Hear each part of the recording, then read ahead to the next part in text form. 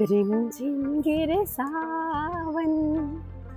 વરસાદની સિઝન અને ગુજરાતી કલ્ચરમાં આપણા ઘરે ગોટા ભજીયા કે દાળવડાનો પ્રોગ્રામ ના બને, ઇમ્પોસિબલ, રાઈટ? પણ તમે એવું વિચારો છો કે હું આ બધું જમીશ અને મારું ડાયટ તૂટી જશે તો, કે મારું વેટ વધી જશે તો? Let me tell you my friends, આ બધા જ ફૂડ જે વર્ષોથી આપણા લાઈફસ્ટાઈલમાં છે એને જમવાની અગર રાઈટ ક્વોન્ટિટી અને કઈ રીતે જમવું સમજી લઈએ તો we can indulge in everything. તમે આ બધા જ ડેલિકસીસને જમી શકો છો અગર એઝ અ મીલ તમે જમો છો, not as a evening snack, as a ડિનરમાં વિથ પોર્શન વાઇઝ જમી શકો છો.